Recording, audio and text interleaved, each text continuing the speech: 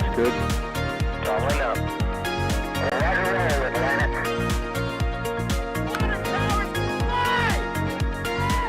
Flight outside of speed off. Yikes. You bet. Okay. We don't need any more of these.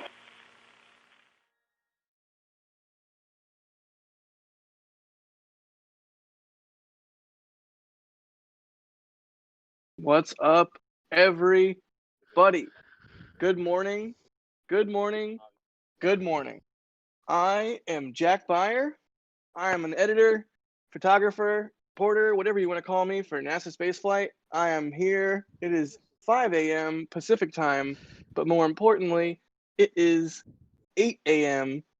Cape Canaveral time on the East Coast there. We have multiple bodies in the field because we're NASA spaceflight, and that's how the team rolls. I'm joined right now by Michael Baylor on the back end as usual, running the overlays and everything. Michael, I don't know if you want to pop in and say hey. Hello, everyone. How's it going? Cool. Thanks, Michael, for doing everything that you do for these feeds. And also out there, we have got Das Valdez, John Galloway out there. Hey, ¿qué pasó, y'all? Can you hear me this morning? Oh, yeah. All right. Do we have the video up on the screen? I'm out in the field right now, so are y'all seeing what I'm seeing? Yes, we are. I think we're seeing what you're seeing. It looks awesome. Okay. You could use some more zoom, though, to be honest. I mean, we're a little bit further away. It's sort of tough to see what's going on. So let's see if we can check in with the Falcon 9 on the pad over there. I'm down here at Playa Linda this morning at one of the pullouts that they have open, and we have the camera that yesterday was about 10 miles away from that scrubbed Delta IV Heavy launch, but today we're able to get a little closer to the rocket. Let's see how close we can actually get here. I mean, y'all tell me when Extreme to close stop. up. Whoa! Well, that's pretty close. Hang on, let's see if we can actually. Now, see, I can't breathe because if I breathe, you see the camera shake. If there's like a very light breeze, you see the camera shake. Like no matter what, the camera's going to shake. There, I'm not going to touch it for a minute. But that is the view over here. Y'all know how far away we are? 3.5 miles. 3.5 miles, so about a third of the distance as we were yesterday. And for people, they're going to ask, this is that Nikon P1000, the telescope on the cell phone sensor. Literally the only thing it does is zoom in, but it does one thing really well. It's got a 3,000 millimeter equivalent lens. And so at 3.5 miles, you can almost read the manufacturers on the rivets at the top of the fairing there. But we'll probably back it off a little bit because of the shake. The wind here, literally it's on the road right now. It's on asphalt from the road. And if I step around, you can actually see the camera shake from me stepping near the tripod. So we'll back it off a little bit. I did want to point this out really quickly. Check this out. Let's see. Down the rocket a tad. Up the rocket a tad. All right. Let us stabilize. The worm. You can see the edge of the worm, NASA down there, and it used to be red. It's sort of like sooty colored now, but you can see they've still got that on there because this is a flown a couple times booster, isn't it, Jack? Yeah, I mean that is a fairly scorched worm there. That is no longer a pristine NASA logo. It's really nifty to see that booster get used over and over and over again. You know, it's not like a museum piece that they set aside after launching humans and then, you know, said, okay, don't touch it. It's a historical artifact. Leave it off. No. This booster has work to do, and a lot of it. And it's already done a lot of it since it's launched humans. And it will have a nice long career ahead of it, we hope. And that's kind of how these boosters will work going forward. You know, thank goodness for Block 5 and for reusability. And it's super cool that we get to see the original worm booster, you know, do repeat launches and get sootier and sootier, or scorchier and scorchier, or whatever the appropriate term there is. Let's see. Just quickly, Dawes, it does sound like your mic is clipping a bit. I don't know if you can fix that, but everyone, Dawes is way out in the field with very low signal, so he's using all the bandwidth he can. Yeah, Michael, what was that? Could you repeat that? Sorry. It sounded like your microphone was clipping a bit as you're talking. Yeah, am just on the very edge of signal for my cell phone, and I didn't want to collide my cell phone for the voice comms with the rest of it so I could get the clear video signal for y'all. So I'm going to be listening most of the time out here. You're able to hear me right now? Yep, we can understand you. Okay, good deal. Yeah, sorry about that. I'm like redirecting all bandwidth to. Oh, you dropped out. Yeah, Redirecting all bandwidth to the cameras, I believe what you were going to say. But that makes sense. Like, oh, there you go. Back again. Slightly robot-y. Uh-oh. We might have lost Das, but he'll probably be back. I imagine right now he's doing the classic thing I always say Das is doing, where he's pulling some steampunk levers and turning a crank and getting his situation all tidied up there. But thanks for understanding about his audio. He is, like Michael said, out in the field on a beach. So not only is there signal issues, there's also, wind and all that kind of stuff going on too. So anyways, moving on, let's do some questions and super chats. If you have questions, throw them in the chat with @NASA Spaceflight, and that way I will be able to see the questions that you are asking. All right, and really quickly, let's do some super chats. Y'all, your super chats help sustain what we do, the super chats and the memberships. So thank you, the Crafty Farmer, for the new membership. Welcome to Red Team. Thank you, Stefan Schraderberg, for the €5.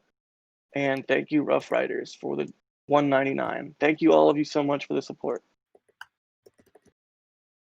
And let's see.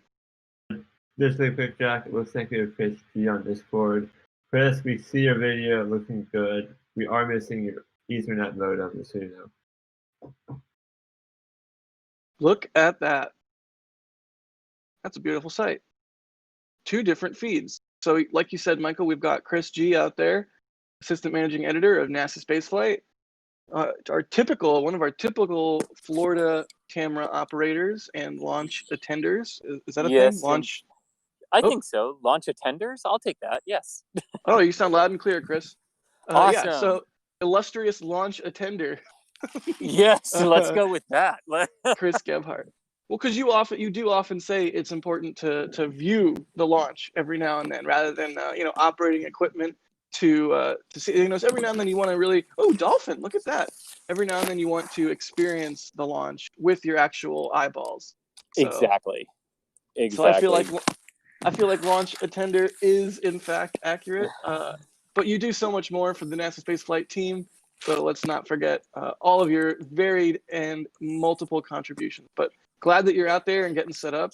It'll be cool that we have you and Das both providing live views of this launch. That way, we can sort of do what we do best and cover this thing 100%. So hopefully those dolphins keep hanging out. Little rocket dolphins. Sorry, what were you gonna say? No, I was gonna say, talk to me a little bit more about the dolphins. I mean, it's your feed, right? You're the one at the press site right now, right? Oh, it might be my feed, but I have stepped away from the camera to set our remote camera to get a launch shot. Oh, cool.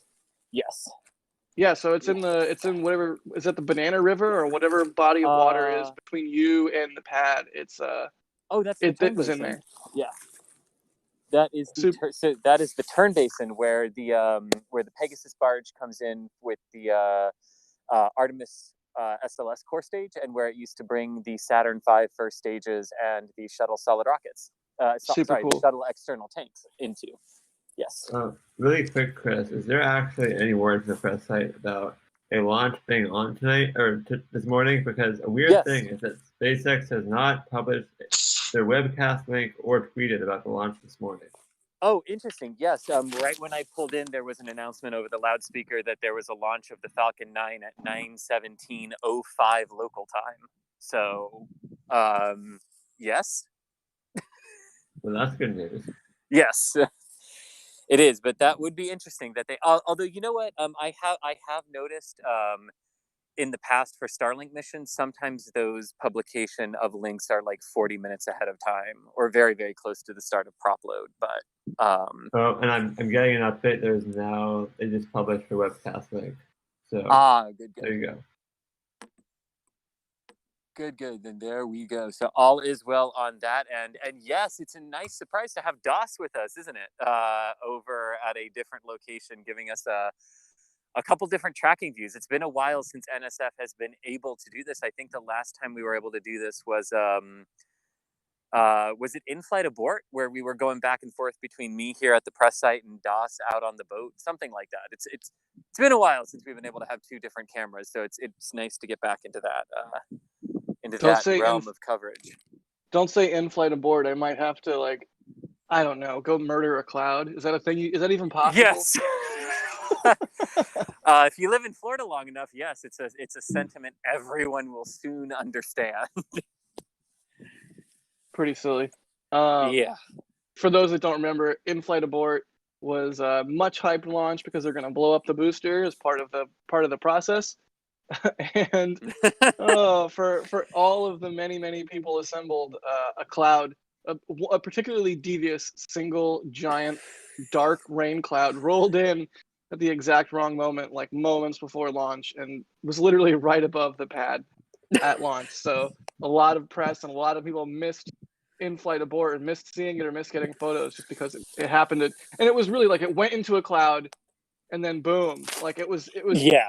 It was so like it was like a 1-2 punch. But luckily DOS was out there on a boat and was able to actually get the shot. Thank goodness DOS got the shot on that one. Props to him for doing so.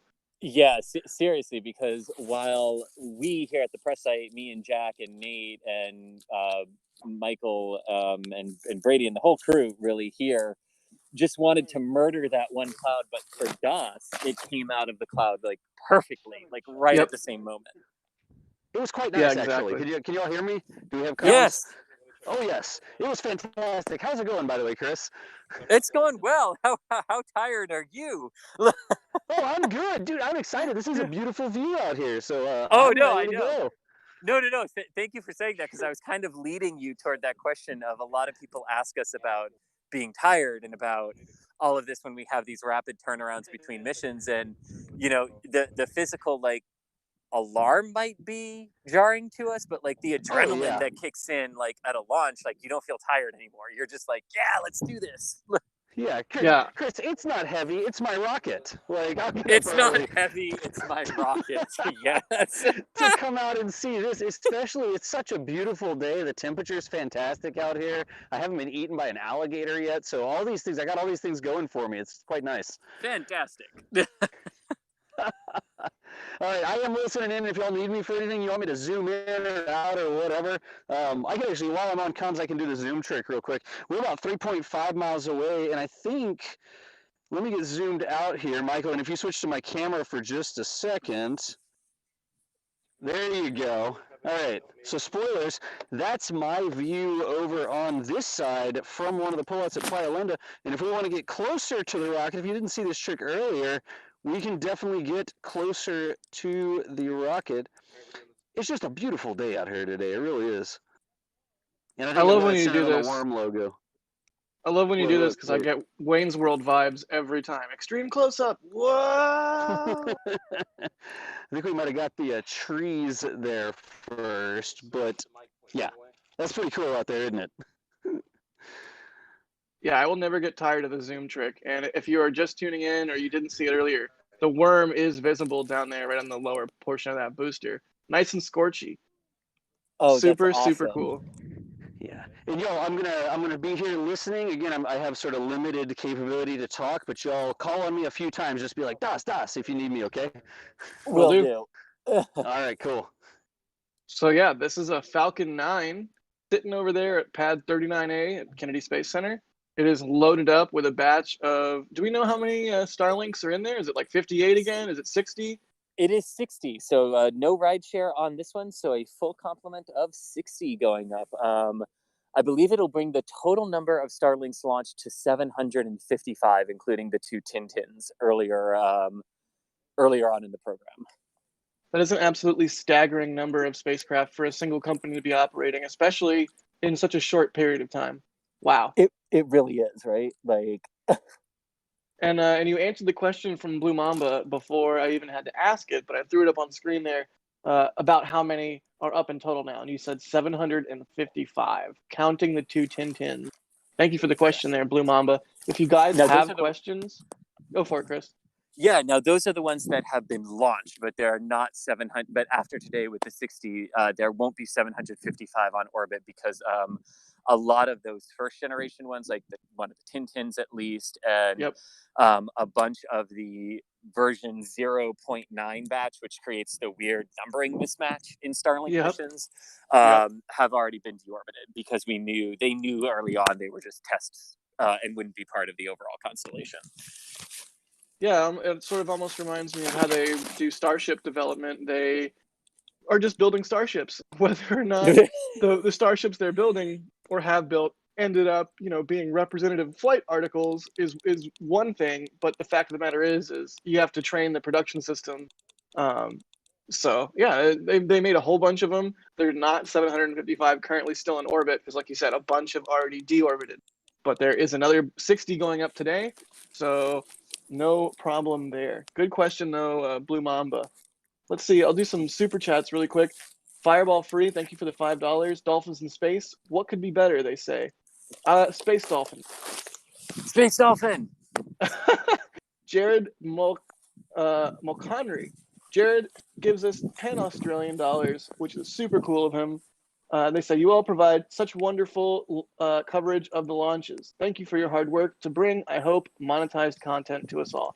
Sure enough, your support and the member support and everything enables us to do what we do and bring you these live streams. So thank you for the support there.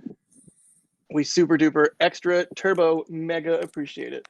And then Michael Young. Ooh, look at that. We got a new membership from Michael Young. Thank you, Michael, and welcome to Red Team. There's if you guys don't know, there's a membership program that we have through YouTube. You can join up and get various perks. There are emojis for the lower levels you can use in chat. I'm going to throw a Gwen emoji in chat right now because Gwen Shotwell is a legend and an amazing human. A double Gwen. There you go. So, double Gwen. Yeah, let's do a double Gwen in chat. That's how. Chat. If you are pleased with the current state of things and proceedings, throw a double Gwen in chat. I feel like a double Gwen should be like a double thumbs up times 5. So yeah, there's various perks for the members. Chat is now erupting with various emoji. We got a couple Tory Brunos getting thrown in there. You gotta love it. But yeah, at the higher levels, there is a Discord. There's Discord access. There's various things. And, oh, look at that! You can see the helicopter going right behind the tower there. That's probably one of those range safety helicopters doing a little patrol there. Yes, indeed. But yeah, thank you for the support, everybody. We super appreciate it. And there's various perks. If you are able to become a member, we super appreciate it. Grant Huckstad, thank you for the $2 Australian. Christopher Fulham, thank you for the $3. Christopher Fulham, also thank you again for the $3. And they say, what streaming softwares do you use? That's a question for Michael and Das. Michael? So we're using OBS to actually bring in all the video and do the switching and whatnot.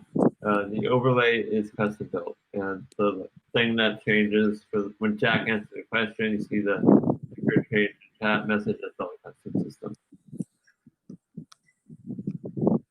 Thank you, Michael. And then Philip Moyer, thanks for the $10. They say, morning crew, thanks again for your efforts. Have some coin for the Coffee Equipment Research Fund. Thank you so much, Philip. Yes, indeed. The Coffee Equipment Research Fund is getting a workout this month. Oh yeah, and it will continue to do so, depending on when Heavy gets, when Delta Heavy gets its day finally, and we got a couple more launches coming up too, don't we? When we have a GPS launch, we got all sorts of stuff going on this month. There's no shortage of spaceflight activities. So part of the reason why we appreciate everybody's support so much. And the last one here, Todd Vogue. Thank you for the $2, Todd Vogue. They say, what launch complex is that ULA facility at? So we can see ULA mobile service tower or mobile service structure. I always forget what they call their structures, but you can see that ULA building in the background. That's a different pad, right? What pad is that? Is it the if it's the? Hang on, let me go back into Discord. So that is the Atlas pad. So that is the top of the vertical integration facility for the Atlas V rocket. Got it. So it's a VIF, not an MST or an MSS. Correct. So that is where the payload is vertically integrated onto the Atlas stack. Very cool. And sorry, I forget what pad did you say that was? 37 or 30? It is 41 million. 41. Okay, 41. Right, sorry, 37 is not that. So pad 41 to answer your question there, and then Vlex. Oh, we got a new one coming in. Vlex, thank you for the $14.99 and the many coffee emojis. I'm actually running without coffee this morning because I don't want to destroy my insides. But it's like you and Das were saying, Chris. The adrenaline from this sort of thing is extremely potent, let's say. And yes. I mean, I got 2 hours of sleep. I was reluctant to get out of bed because I'm always reluctant to get out of bed. But once you see imagery of rockets and start thinking about space, I mean, I wish I could bottle this and sell it because it's one heck of an energy drink. You know what? I'm glad to hear somebody else say that because I am very much the same way for these get up early missions. Like on a regular work day, like I need coffee before like anything useful can happen. But on a launch day like this for an early morning wake up, I don't drink coffee, and it's just my natural adrenaline that wakes me up because otherwise adrenaline and caffeine would not be a good combination. Oh no, that's how you get me super jittery and super paranoid and worrying about everything. I'll just get so nervous about the most trivial thing. Some of you, if you have attended a launch with me, you may have seen that version of me. But yeah, I'm glad that I don't need coffee every morning, but some mornings you do, and it's a nice tool to have. So no hating on coffee there. I just want to make the point that we're lucky that we have the drive to do this sort of thing that we do, because honestly, I don't. There's many other things in my life that I don't experience this level of intrinsic motivation for. So it's an honor and a privilege that we get to cover these sorts of activities. And not everyone has a job or has a thing that they do that they care about enough that they don't need coffee to get out of bed every morning, sort of thing. So thank you everybody for your support. Let's answer some questions. Oh, but really quickly, I don't want to spend too much time on super chats. I'm trying to answer your questions here, but we've got a really awesome audience today. 5,000 of you watching. Thank you for all the help. Wow. Hello, Heather everyone. Nichols, Heather Nichols, thank you for the launch director membership. That is awesome of you. I believe that grants you Discord access. That might take a little bit for the Discord access to propagate, but that is totally a thing. Pop in Discord when you get a chance. Say, hey, come look at all the monstrosities we're creating in Kerbal, and pop into party chat and just say hey. Because the Discord is a fun place where we all get to chat and hang out. Okay, cool. Let's answer some questions. How about? That works for me. Because we are right now 37 minutes away from liftoff, so we should be getting into the go, no-go for propellant load. At this point, basically, all of the console operators will have been asked to electronically and digitally verify that everything is ready. And then just verified to go, Chris. We just heard that, so. Okay, cool. Oh, do we already have the net up? No, we don't have that today, but I will pass along the information. Oh, okay, cool. Yes, so we are go for propellant loading here in 2 minutes' time. So yes, questions. Danny in our back channel saying go for prop load. So it looks like we are into propellant loading here. It is, just side note, before we get into questions, what a contrast to Starship operations this is. Like, we know that they're loading propellant. It's not a matter of, oh, do you think they're loading it? I'm not sure. Maybe they are. Maybe they're not. I mean, this is the opposite of Texas Tank Watchers. This is Florida Rocket Watcher. Doesn't have the same ring to it. I don't know, but it's different. My point is it's different. It is different, right? Because it's a different feel, right? Like it's a different type of wonder and excitement, because here you're seeing the systems as they are supposed to work, versus Texas, where you're seeing them figure out how they're supposed to work, which is equally fascinating, but even more so, I think, because we just don't get to see that all that often with rocket technology. Yeah, I mean, I don't know why I'm going with this analogy, but that's what my brain wants to do. It's like if you're going to see like a dragster at a drag strip or something.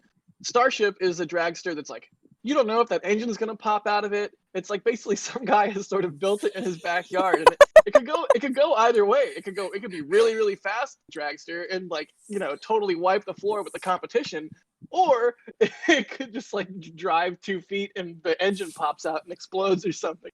Whereas the version of the Falcon 9 that we're looking right now, if it was a dragster, it would just be like a regular, top flight drag. I don't know anything about drag racing, but yeah, it would be a normal drag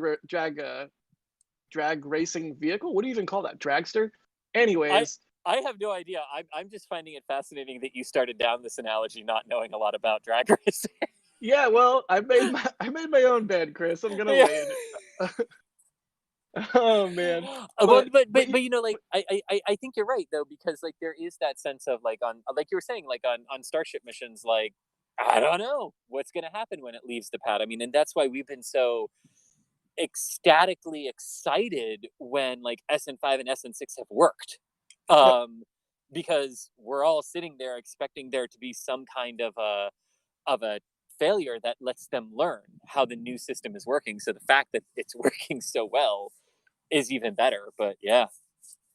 Yeah, and really all I was trying to get at with that insane analogy is that Starship still experimental. This is a operating system. This is a fully production system. Falcon 9 has launched so many times. What is it? More than 80 times now? Something like that. 80, 90 times or over. Are we at 100? We are approaching 90 for the Falcon. Well, no, wait a minute. If they already got to 100 overall orbital launches, how many of there were there Falcon? There were 6 Falcon 1s. So we're into the 90s for the Falcon 9. Yes, it's possible. I remember looking at something in June that it was still technically possible for them to reach 100 flights of the Falcon 9 this year. I don't know if that's still true a few months later. I'd have to go back and look at it, but we're definitely in the 90s. Yeah.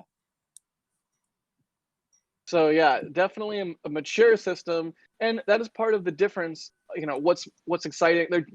Falcon 9 and Starship are exciting in different ways. Starship, like we were talking about, because we don't know what's going to happen. Falcon 9, it's like watching a baseball guy hit home runs nonstop, because Falcon 9 is an amazing machine.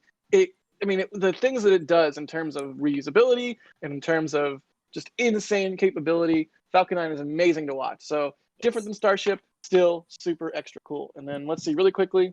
And we did get confirmation of loading starting, Jack. Yeah. Cool. So at this point, liquid kerosene and densified liquid oxygen are both flowing into the first stage of Falcon 9, and RP1 kerosene is flowing into stage 2. They'll close out the kerosene load around 17 minutes into stage 2, and then begin the liquid oxygen loading of stage 2 at T-minus 16 minutes. So back to you, Jack. Cool deal. Let's see. J4K Gaming asks, should I skip classes? Sounds like they have school to go to, but they're wondering if they should skip to watch the Falcon 9 launch. I can't tell you what to do there, bud. You got to live your own life. I will say, though, that I skipped a lot of school. Didn't hurt me. I mean, it did, but look where I am now, Mom.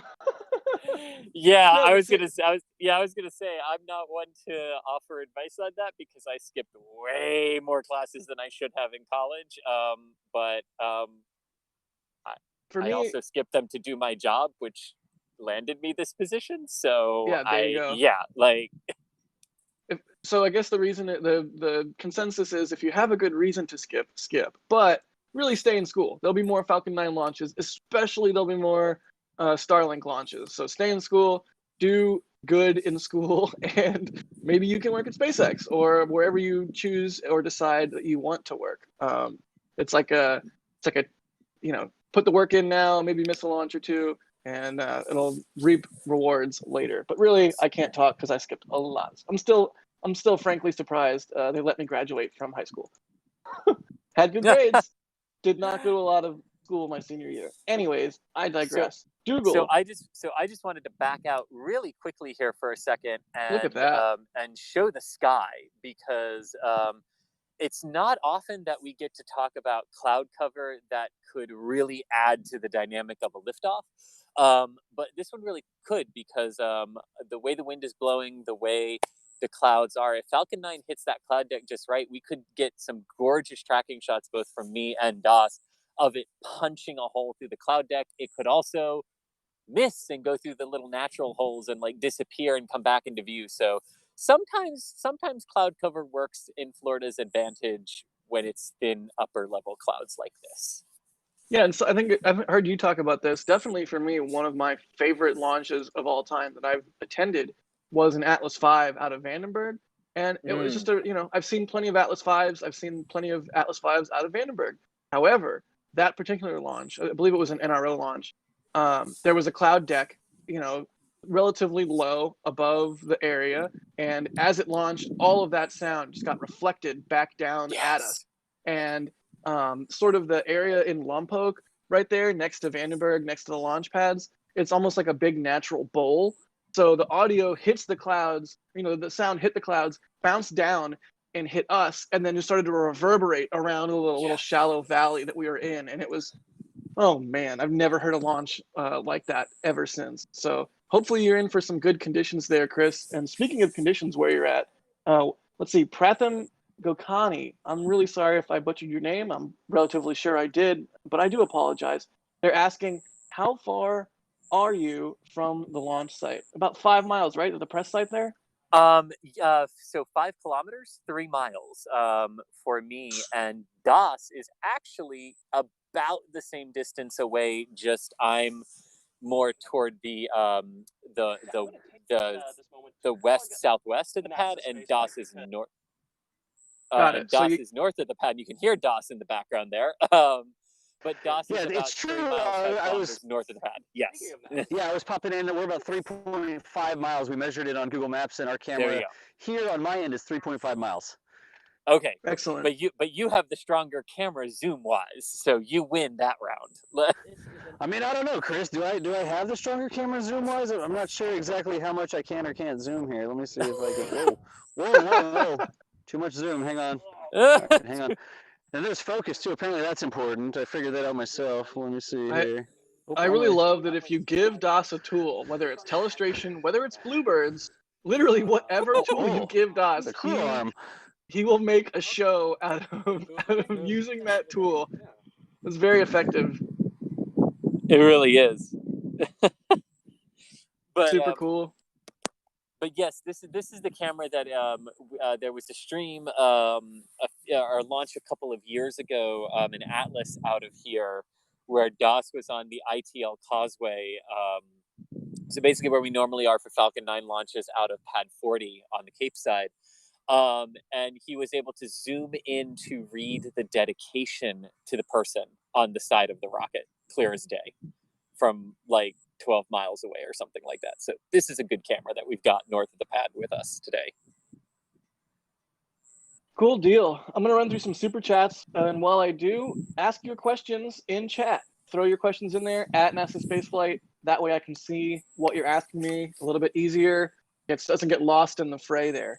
And really quickly, Tibor Palatka. Why does the name Tibor sound familiar to me? Is it like a King of the Hill character or like a Simpsons character? Hopefully I'm saying your name right, Tibor. But thank you, Tibor, for the new membership. Super awesome of you. Let's see if I can find what membership level you came in at. Red Team, thank you, buddy. And also a new member, Stephen Williams. Looks like Stephen was, I can't scroll that far. Darn it. Well, thank you, Stephen, for the support. And Miss Helpiate. I'm going to go with that. Thank you for the new membership. Seriously, members, the super chats are awesome from everybody. We love the super chats. We love everybody that's viewing. Don't feel like you need to even throw money at us if you can't, if you're struggling financially, what have you. We totally understand. We just like that you guys are watching along with us. We really appreciate it. But everybody that super chats, super supportive of the channel, and we really appreciate it. And everybody that's a membership, that's like yet another level of support. It's outstanding. So thank you. And Furious, thank you for the 20 pounds. Sterling, I believe, is the appropriate way to say that. They say grab a beer after all this. Any news of the public beta for these for Starlink? I imagine you're asking. I have not heard anything about public beta. Have we heard anything about public beta, you guys? Not yet. The only thing that we do know is that it is coming. They do still plan to ideally roll that out at the end of this year. Right now, they're just in private beta testing, primarily with investors to really understand the system, right, and work out some of those kinks before they go to a wider public beta. But if you do want to potentially sign up for that public beta, you can do that on the main Starlink website. There's a place where you can go and enter just your zip code, and it will let you know when service or testing either is available in your particular area. Yeah, I desperately want Starlink. I know a lot of people do. It's not news to anybody to want, that people want Starlink, but I honestly, I could work anywhere if I had Starlink. I could not have, I love living in LA. I absolutely love California, but if I could live somewhere out in the desert on like a 5-acre plot with nobody around me and just get my internet through Starlink and just live like a nomad in the middle of nowhere, I would do that. I might go insane for lack of human contact, but I would definitely try it. Yeah. And I would definitely love to beta test it, but that's hopefully something that's coming soon.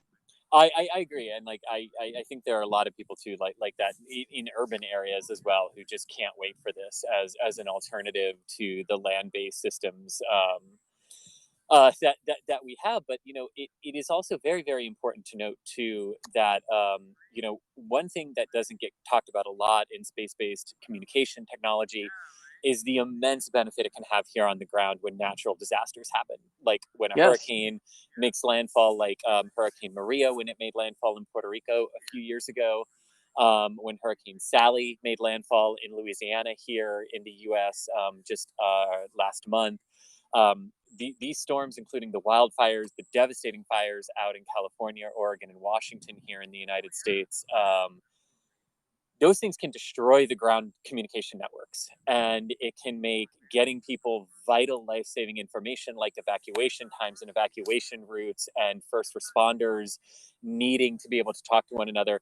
This is where that technology really, really shines in the arena of people who ask the question, well, why are we doing this? I have no desire to get Starlink internet, so I don't care.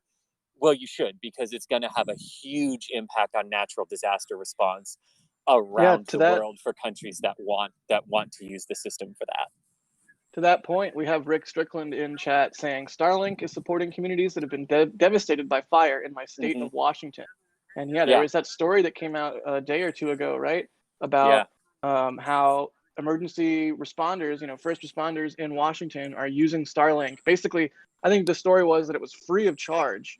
And if going forward they want to use it sort of permanently, they're going to have to renegotiate with SpaceX. But as of right now, for the current situation for the current disaster, they're using Starlink.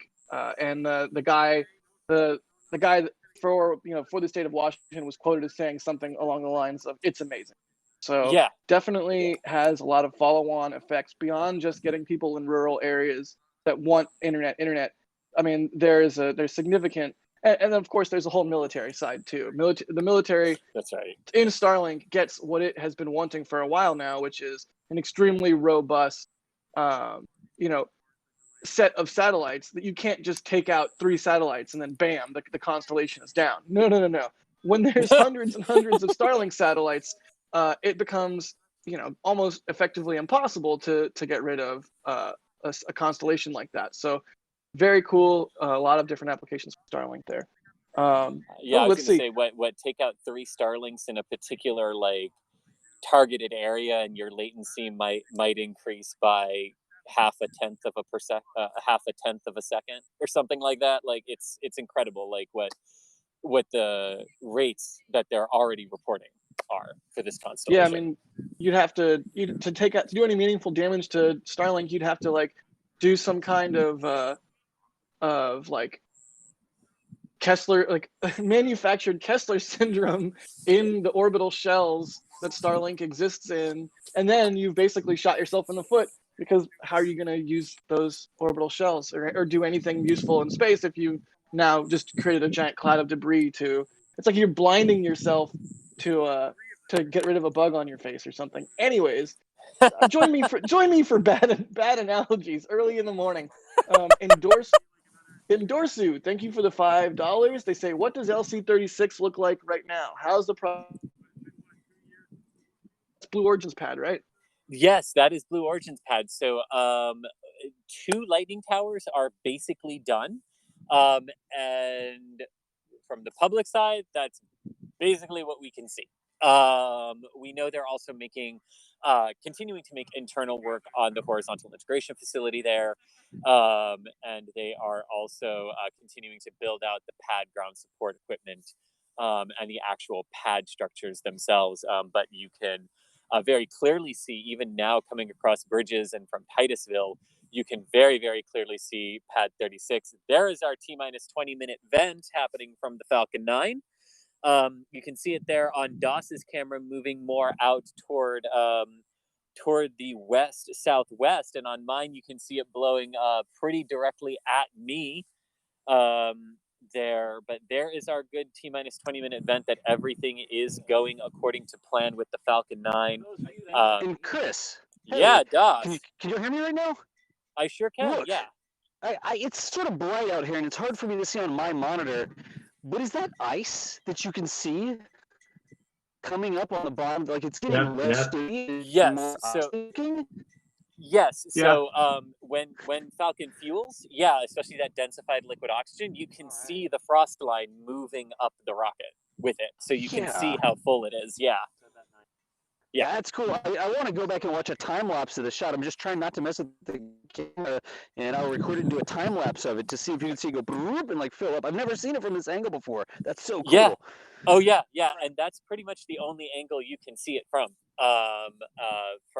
the areas around here. So glad you're getting to see that, because yes, you can see the little frost line moving up the Falcon 9. It's really cool. There's like it almost looks like a ladder on the right side. I'm not sure why there's those. It's like a bar. It's like several bars on the right side. It looks like the darker sooty bars. It's almost like a gauge that we can see go like bloop bloop bloop fill up.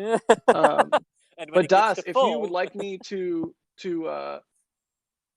time warp that, I'm happy. If you could just shoot me the raw footage whenever you get a chance, I'll stabilize it, time warp it, and we'll see if we can get a time lapse out of it. Let's see. Endorse you. Thank you for the question there about LC36.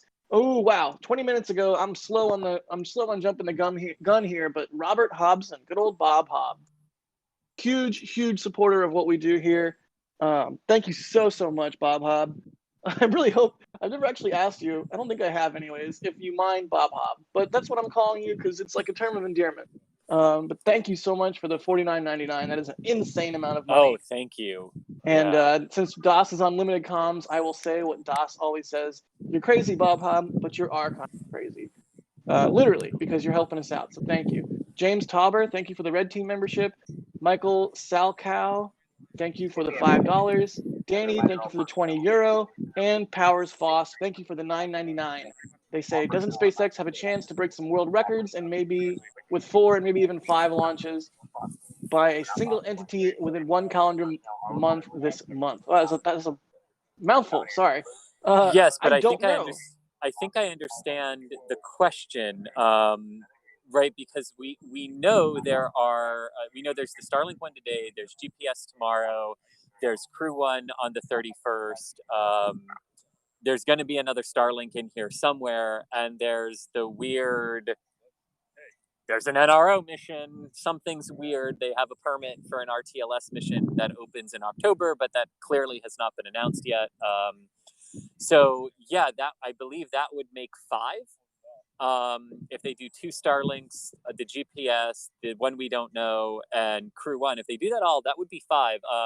It would not be the most from a single provider in a particular month. That one definitely goes to the precursor of Roscosmos, the Soviet space program, because there was 1 year alone where the Soyuz U variant launched 48 times.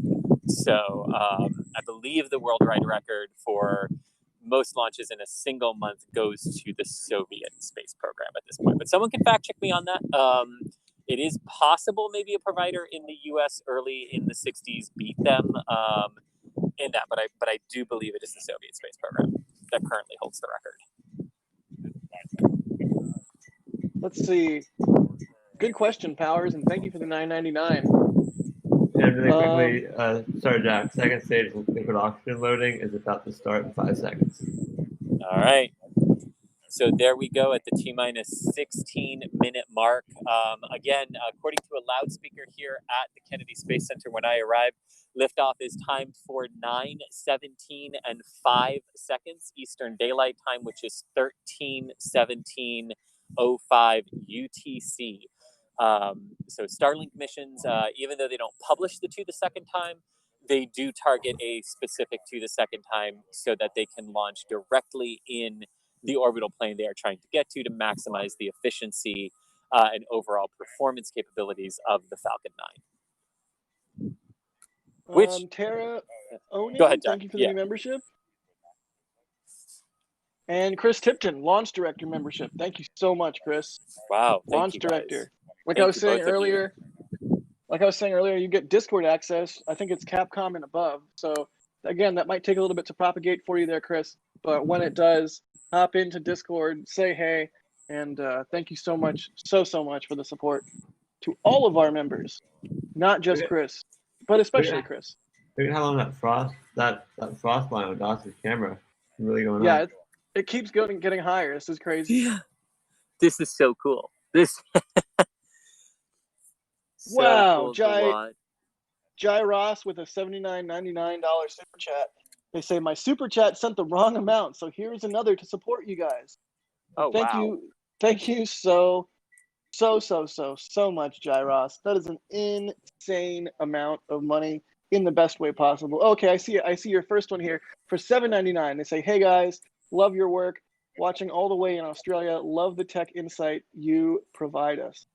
Well, I don't really know what else to say, man, other than thank you. Thanks so much. It's incredibly heartening. Heartening? Is that because disheartening is a word? Is heartening a word? I don't know. Indeed, but yes.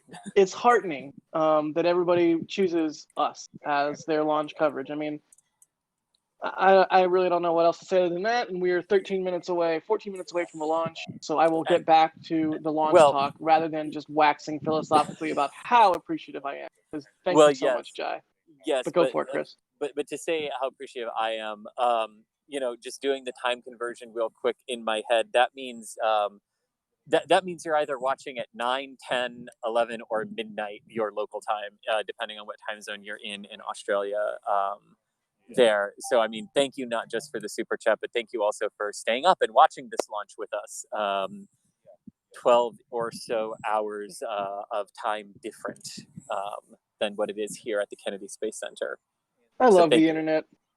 I know, right? It's such a cool thing that we can all sort of exist together in this online space at the same time, regardless of time zones, regardless of where the giant ball of gas in the sky is, whether it's above us blazing or, hiding behind the other side of the earth. We all get to sort of exist in the same time and space together. So super, super cool to see people popping in from Australia or from wherever. And on that note, hey chat, there's 9,700 of you watching right now. Throw in chat where you are watching from. Yes. That would be, I always love doing that. I forget whose trick that is, if it's Doss's trick or what, but I absolutely love doing that. It's my trick because Doss gets all nervous when the chat goes so quickly that he can't read it. There you go. There you go. But yeah, truly, I think that's the best way to hammer home how much of an international community we are here at NASA Spaceflight. Our name might say NASA, which is very synonymous with not just the U.S. space program, but the world space program because of the international nature.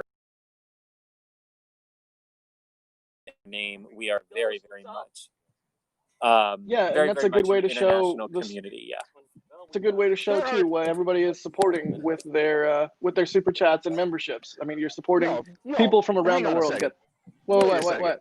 There are a few things that I'll unmute my mic for, but did Chris say that I got nervous reading chat? No. I said what I heard? No. I said you get nervous when I say when I say tell us where you're watching from in chat, because then it goes so quickly that you can't read it. No, Chris. I'm not No, going to no, let that no. one by. I'm sorry. I have let more lines of chat scroll past than you will ever see in your life. I'll just tell you that. That might be true, but what have you told us on streams before, Mr. Doss? Folks, tell us where you're watching from right now. Go ahead and do it.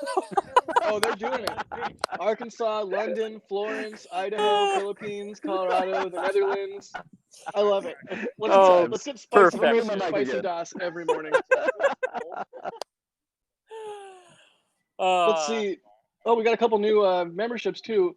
Mark Douglas, thank you so much for the launch director membership. Bunch of launch directors today. Super awesome of you all. That's fantastic. Thank you so much. Yeah. And also Garrett, thank you for the membership. Welcome to Red Team. Let's see. Philip Moyers, $5 super chat saying, I was SAR, Search and Rescue Director at Port-au-Prince, Haiti, after the earthquake. Starlink would have been incredibly helpful.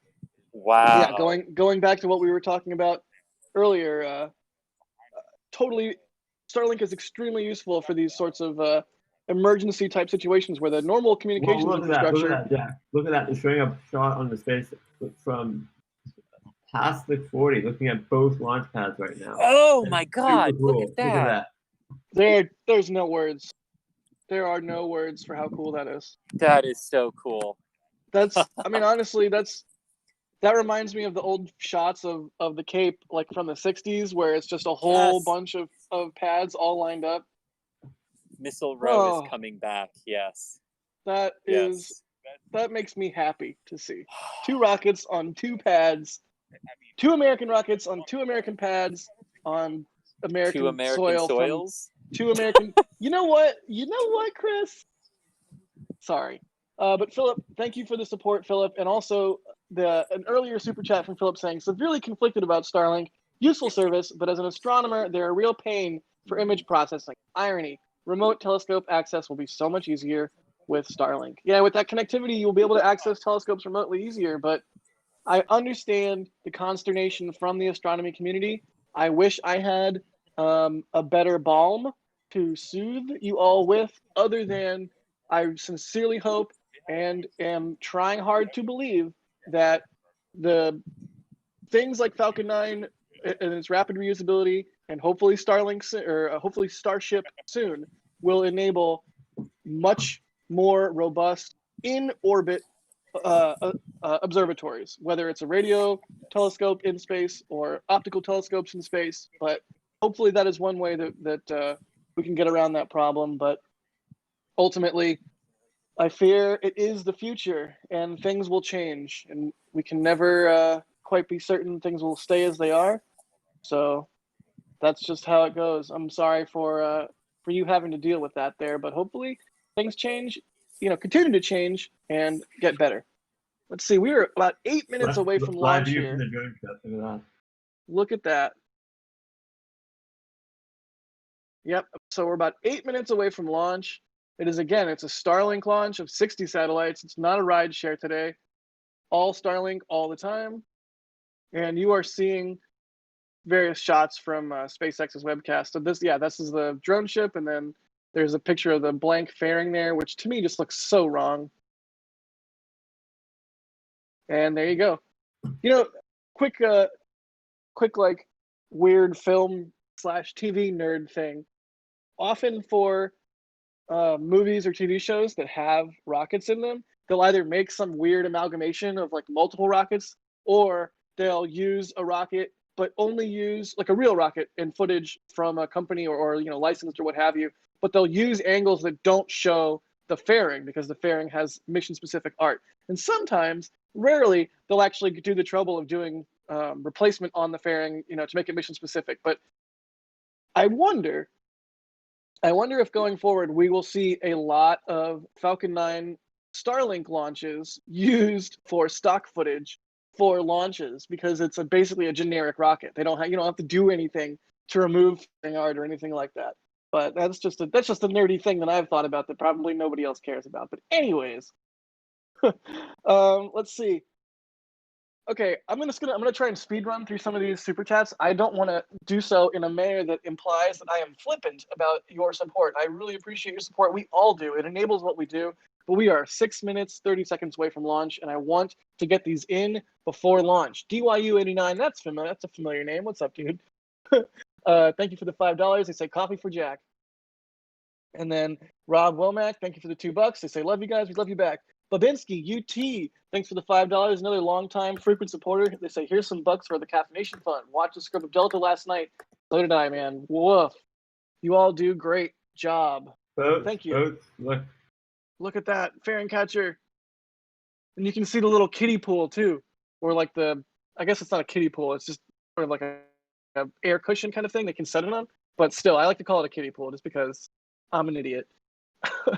Doesn't even look like it could hold water. But, so yeah, those are the fairing catchers. Looks like they're going to attempt a fairing catch today. Hopefully they're successful.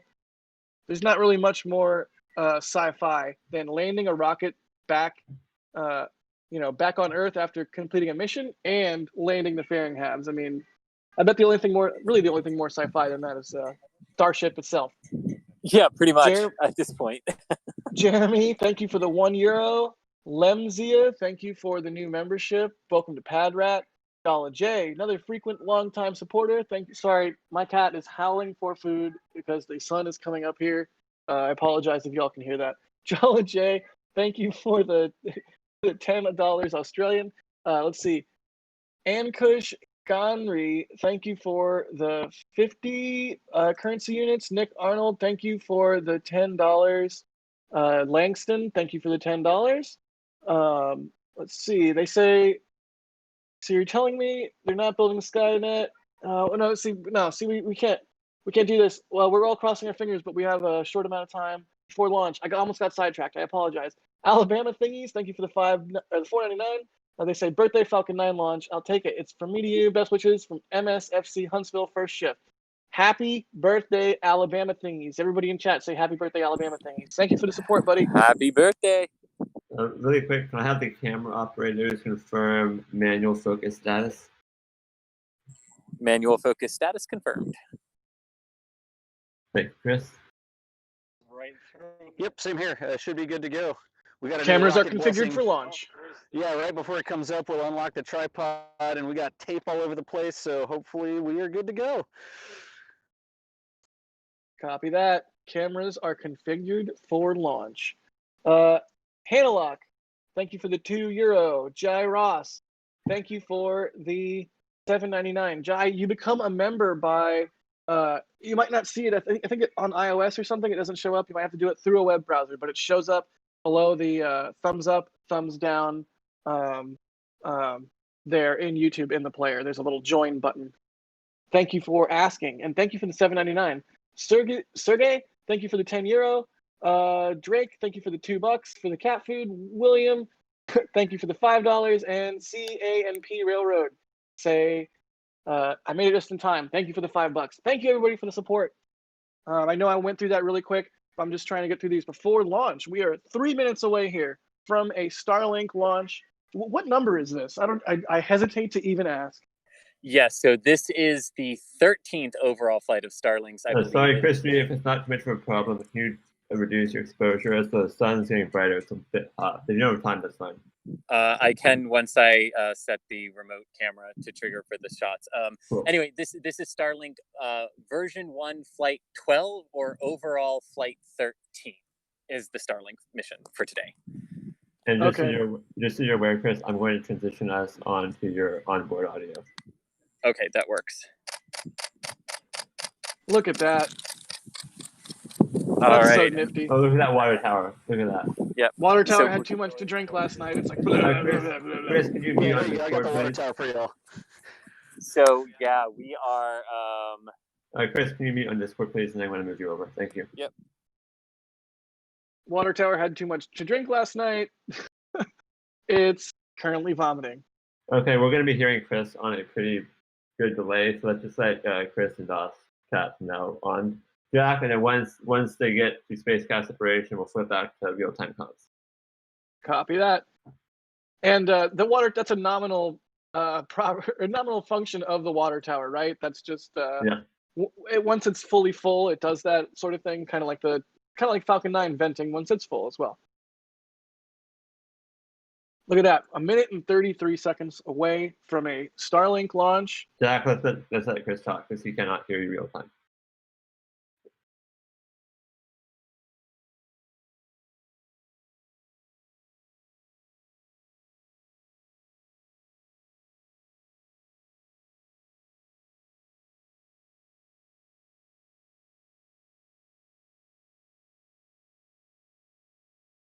First launch from Florida this year, with many more to come. But let's go ahead and stand by. We've got our 2 cameras for our tracking shots, and let's go ahead and stand by as we wait for the liftoff of Falcon 9 here, which should be coming up any second now.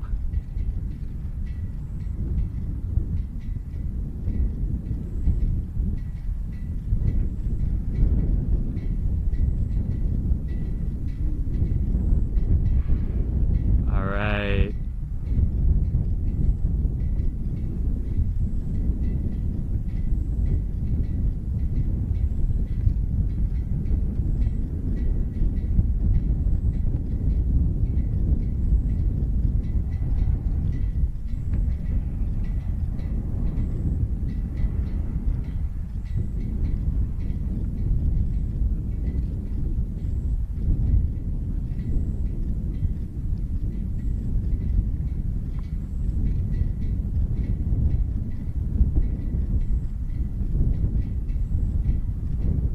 Event I'm not used to seeing.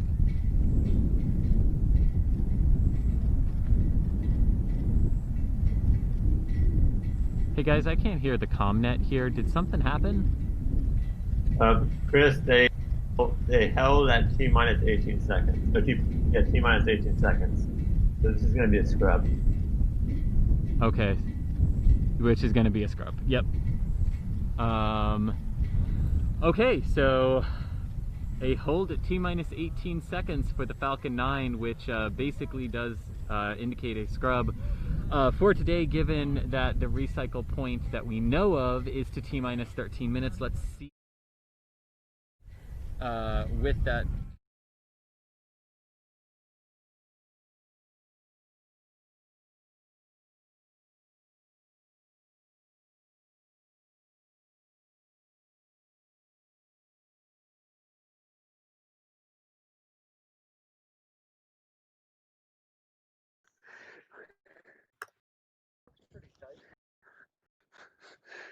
And real quick, Chris, can we have you switch back to Discord, please? Ground sensor reading. I found a problem, y'all. What? Oh, if you switch to we got it. camera, We're watching it. I found the issue. Yeah. One of There's the apparently a security gator on the range. Yeah, the security personnel was not doing their job. Yes. 52 minutes ago, Dougal asked, "Are the security gators patrolling?" We don't have the overlay up right now, so you can't see it. But 52 minutes ago, Dougal asked about the security gators. Dougal, you are prophetic, my friend. Yeah. Yeah. Have they said over the feed yet what the issue was, Thomas? Michael? Sorry. Nope, I'm not sure yet. Okay. All right. Well, then let's just talk about the question that's on everyone's mind right now. Can they try again tomorrow and do a double? Okay, I have an update. It was an out-of-family ground sensor reading. Out-of-family ground sensor reading. What is so it with launch pads this week? Well, what is it? Richard, who's standing a few feet behind me, just said, "What is the weather too nice?" Like, it really does look like a beautiful, beautiful morning. It is a gorgeous morning. We have actually had our cold front push through. The weather has broken from our summertime oppression and heat. It's actually been gorgeous the last 2 days. The biggest question now will be, when can they try again? There is technically time on the Eastern Range to reconfigure between 2 Falcon 9s if Starlink were to try to go at 8:58 tomorrow morning, and the GPS-3 mission were to try to go at 9:38 p.m., there's enough time between them. So we could potentially have just set up for a really interesting double header tomorrow. Of course, we'll have to wait to see what the out-of-family ground sensor issue was for Falcon 9 on pad 39A today. Obviously disappointing, but you know, even with last, even with the scrub 9 hours ago of the Delta IV Heavy, as disheartening as those things are, as dejecting as they can be in the moment, especially when you get so close, it is important to note that for both of them, this is the system finding an issue and saying, no, we need to stop because something might not be safe. So as frustrating as they are, that's just where we are, and maybe we will wind up with a double header tomorrow, which would make things even more interesting. But yeah. On today's episode of Florida Scrub Watchers. Oh, there we go. I like that one. Florida. I can't Scrub take credit for Watchers. that. Marito, and one of our members in chat, I picked it out. Good joke there, Marito. Florida see, someone behind me said I'd buy that shirt. So yes, we've got an idea here. Florida Scrub Watchers is actually hilarious. I would also buy that shirt. Das, if you can hear me. So Texas Tank Watchers is whip crack horse Winnie. Yeah, whip crack horse Winnie. What sound would be the Texas Scrub Watcher? Would it just be like groan? It's like depress, and then alligator snort or something. Alligator snort? I don't know. depress, alligator snort. Love it. That's amazing. Oh wow. Somebody said the weather was too nice. The weather's too nice to launch today. The weather was too nice. Yes. Well, for everyone who tuned in, just from me and my perspective, thank you so much. Yes, it's always disappointing when it results in a scrub instead of a liftoff, but as the old adage goes, we'd much rather be on the ground wishing we were flying than in the air wishing we hadn't left the ground. Yep. So disappointing. We'll wait to see when SpaceX can try this again.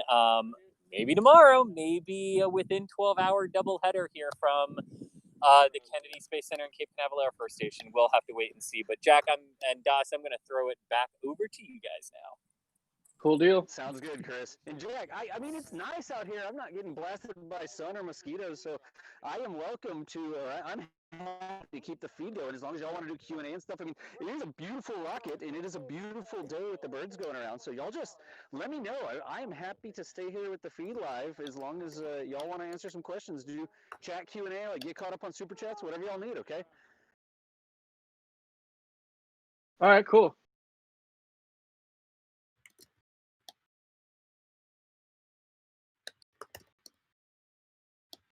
Yeah, I mean that works for me. I didn't know if we wanted to end it actually, but if we're good to stay, I mean no one's yelling at me to leave yet, so I can stay as long as I can too to help. We can do a couple more minutes. I have a couple more minutes of time, and then I have to go. Okay. All right, cool. Let's see. So yeah, if you guys put you on the spot there, sorry. No, you're good. Okay, so if we have some questions, throw them in chat at NASA Spaceflight. I'm looking at our queue right now. So out of family ground sensor, like you were saying, Chris, that basically just means that they saw a reading that wasn't normal. Wasn't in the normal grouping of readings that they would get. I mean, think of the scatter plot, it would be the point way off of the cluster. Exactly, and we've seen them with ground sensor issues before. We've seen multiple providers too. When it's a ground sensor issue, be able to usually come back within a day and try again. It was a Falcon 9 from pad 39A though, back in 2017, that encountered either 3 or 4 ground system late count, like down in the 18-13 second realm, where ground sensor issue just kept tripping them on multiple attempts. So it's not unheard of, and sensors can malfunction. So yeah. Cool. And then Quantum Spin asking, where can I find the Texas Tank Watcher t-shirts? That is true. There is a Texas Tank Watcher t-shirt. There's also a mug and a hat. Is there a mug? There's a hat. There's a hoodie. I know those two are for sure. But yeah, if you so want to support us, there's a store, nasaspaceflight.com/store, I think. Oh, wow. I really don't know. Hang on. What if I do store in chat? There we go. Yep. No, it's nasaspaceflight.com/shop for the Texas Tank Watcher merch and a bunch of different other merch. We have some really cool photos on there from Mary, and we have a cool photo on there from Julia of a previous Falcon 9 launch. So go check that stuff out.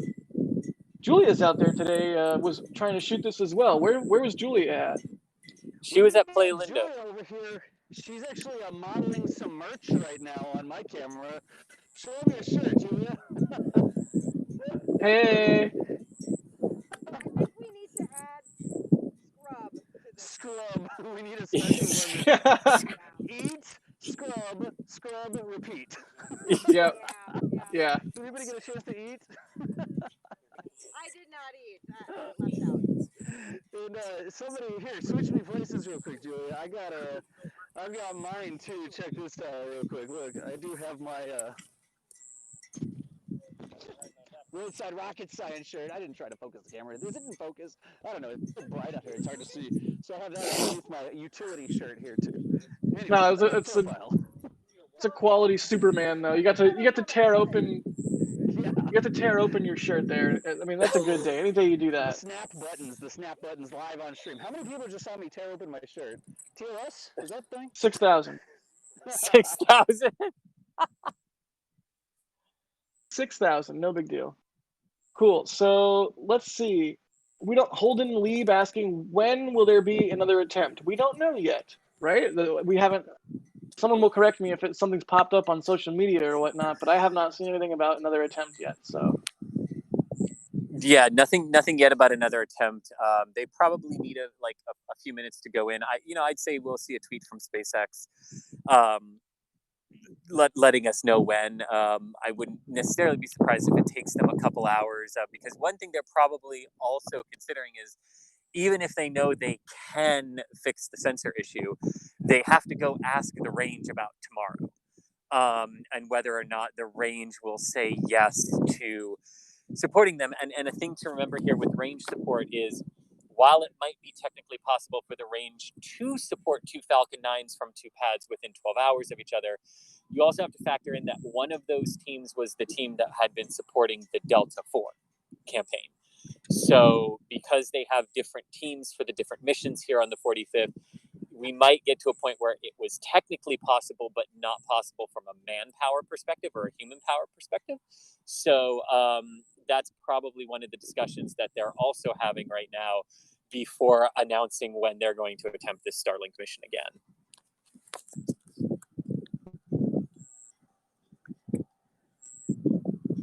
let's see.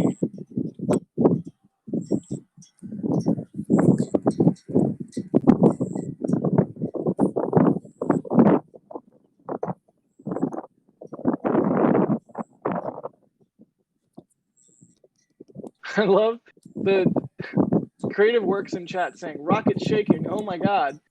Obviously it's the camera shaking, and we're joking around, but it is kind of like the rocket's just like, come on, let's go. Oh man, I can't help but anthropomorphize these things. Yeah, exactly. Like all the rocket photographers out there, just like, come on, I'm trying to take a cool photo. I'm tired of driving to and from the Cape. Actually, and for those of us, and for those of us who, with spouses and significant others who do not do this as well, it can get really hard to go, okay, what are you going down for today? Is this the Delta? What is this? Is this the thing from? It gets very, very complicated when you're in a relationship with someone who doesn't do this, and for whom these last minute adjustments of schedules are not the norm, right? That can be very trying when you're like, yeah, okay, didn't see you all yesterday, was home for 3 hours to sleep, won't see you most of the day today. Like, I think for a lot of us too, like, there's a desire for these things to go for that sense of normalcy to get back, where you can have a schedule that I can do that, Yeah. at that, because that is the other factor for us here. We work very, very odd hours, basically whenever the rocket tells us to. So having that sense of normalcy back for a couple of days is always nice as well. Yeah. KK asking, isn't there a launch in 12 hours at Wallops? Yes. Yes, which I was just actually looking at the clock going, yes, I need to go finish writing that article, so maybe I should leave. Yo, can you hear me? You Yeah. got me back here? All right. Is there a launch in 12 hours at Wallops? The answer is maybe, the way these launches are going. Well, that's yeah, really, the question to ask is there a scrub at Wallops in 12 hours? Is there a scrub at Wallops in 12 hours? Exactly. within like the final 20 seconds of the count. You got to get it right. You got to get the thing we're headed for correct here. I think you're exactly right, Chris.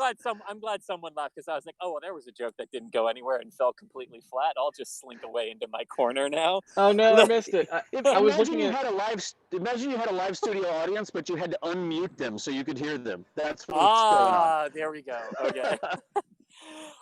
But actually, in all seriousness, if there are more questions, I'm happy to stay. But it's the first of the month. There's some payroll stuff I've got to do. There's an article I've got to write, or finish writing. So if there are no questions, I will break my setup down, but I can leave you up, DOS, if that works. I've got two more for you, really quick. Okay, cool. Acadia asking, since the abort was called after the 1 minute mark, does that mean Falcon 9 called the abort and not a human, since it was in startup? The answer is yes, and yes or no, we'll have to wait to see.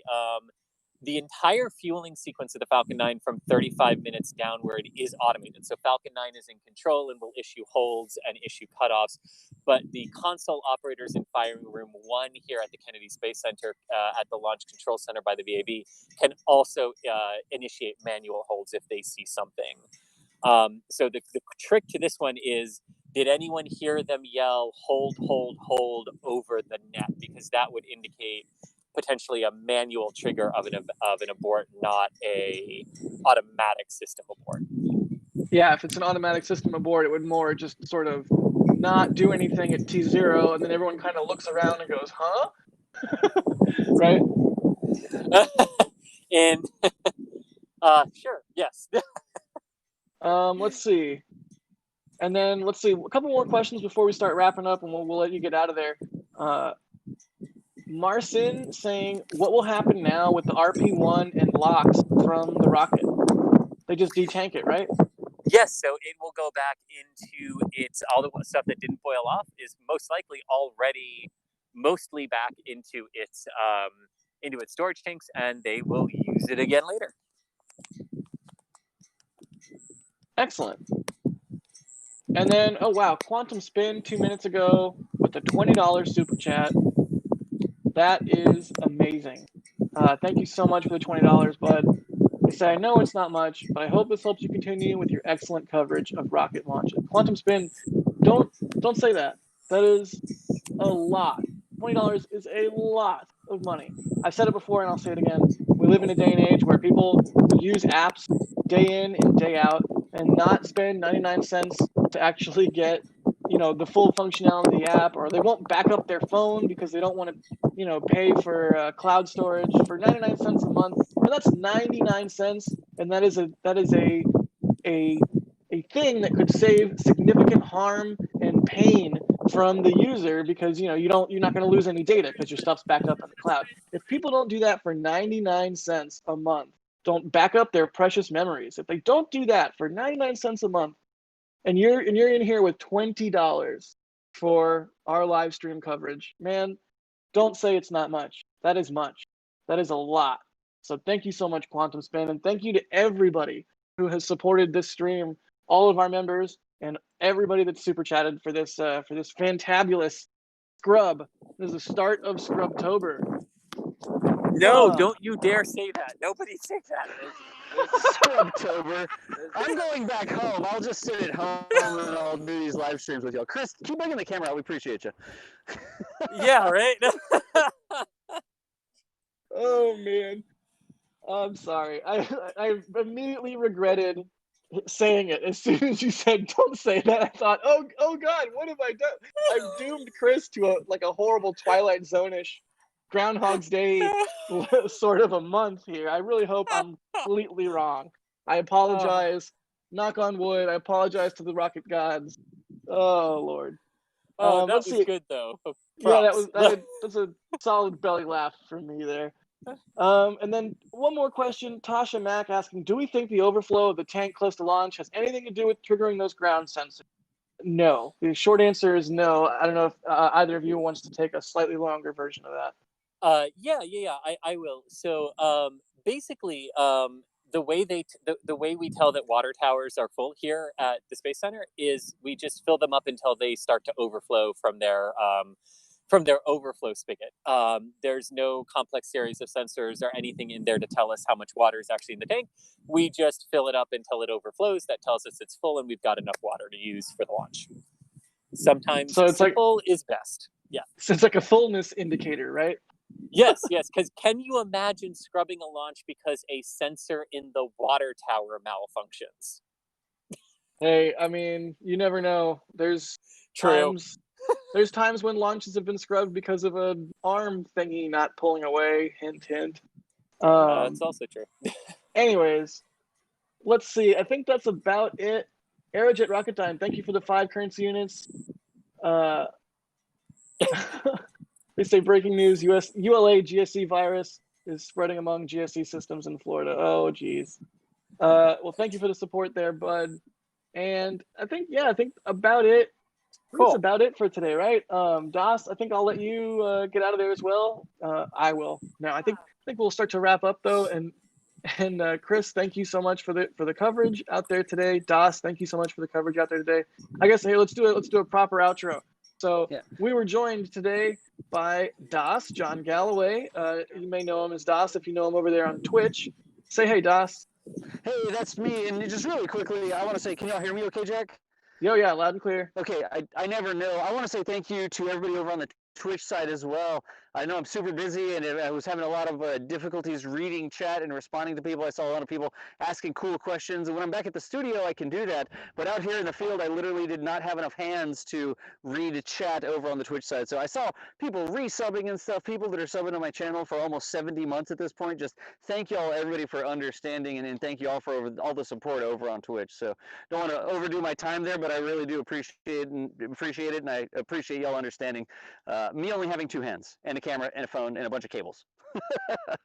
Yeah, that's sort of the nature of the beast, right? You can be in a studio or in your home or wherever, covering things and have like slightly better production values and technical stuff in theory, or you can sort of be out in the field in the thick of it, and you sort of just have to run and gun, as they say. So everybody understands and everyone appreciates your hard work out there, Das. Thanks so much. Yeah, I like it, Jack. Run and gun is definitely the way to do it. I think it is time for us to be getting on the running part of the run and gun there. Copy that. And Chris, thank you so much for the coverage out there from the press site at Kennedy Space Center. Yes, indeed, and thank you, Jack, for the hosting and all the work and keeping us on track today. And thank you to all of our viewers, our members, our supporters, however you support us, because even watching the video is supporting us. Thank you. As we've said, there is another launch targeted for this evening, 9:38 p.m. Eastern, the Antares rocket out of Virginia, launching the NG-14 Kapanachala Cygnus resupply mission to the International Space Station. So be sure to check back on NASA Spaceflight later today for our launch preview article for that mission, and then hopefully a good launch tonight of Antares as we wait out to see what the Cape launch schedule will become here. But for now, I'm Chris Gebhardt. I'm the Assistant Managing Editor of NASA Spaceflight. Thank you so much for joining us, everyone. Yeah, Jack? and if you're not already subbed to the channel, subscribe, and that way you will get notifications whenever we go live for stuff like this. That way we do go live for all this the Texas tank watching tests there, brought to us by Mary, and we go live for all these sorts of launches and things. We were live last night for Delta Heavy. So if you're not subscribed, if you're just tuning in for the first time, subscribe. Highly recommended. Oh, really quickly, Doug Van Dorn, thank you for the $5. They ask if Falcon 9 should have vented. I believe it just drains. It drains through the GSE. It does not actually vent in that way when the abort is called. And then E. Peterson, holy cow, E. Peterson with a Capcom membership. Thank you so much, E, for the Capcom membership. Again, just like Chris was saying, thank you everybody for the support. I'm Jack Beyer. Early morning here. It's 6:41 a.m. Pacific time, but it is 9:41 a.m. So we'll let you guys get on the road there, East Coast folks, and I will sign off. You can follow me on Twitter at the Jack Beyer, if you so desire. That's another good way to keep up with all the launch happenings. In addition to subscribing to this channel, if you're not a Twitter person, I wasn't really into it at first, but if you get into Twitter, it's a good way to just see, if NASA at NASA Spaceflight, Chris Bergen there, NASA Spaceflight Actual. If you follow him and nobody else, that's probably a good way to keep up with what's going on. But you can start to cultivate a group of people you follow and keep up with what's going on. Or, SpaceX tweets. That's also sort of basically what we're looking for next in terms of, if you're wondering what's going to happen with Starlink, keep an eye on SpaceX tweets, because they will probably be tweeting something here shortly if they haven't, and I've just missed it already. Anyways, oh, and Michael Baylor, I don't know if you're able to be on comms right now, but Michael, thank you for running everything in the background this morning. I'm absolutely floored on our overlays and our panel system and everything that you've done in the background to make this whole thing function, you and DOS. And I just get to sort of jump in the last minute and play with all the buttons and levers. So thank you for doing that. It's awesome, and it's really fun and great work. Cool. So everybody, have a great morning, have a great day, have a great night, wherever you are around the world. Be excellent to each other. Stay safe.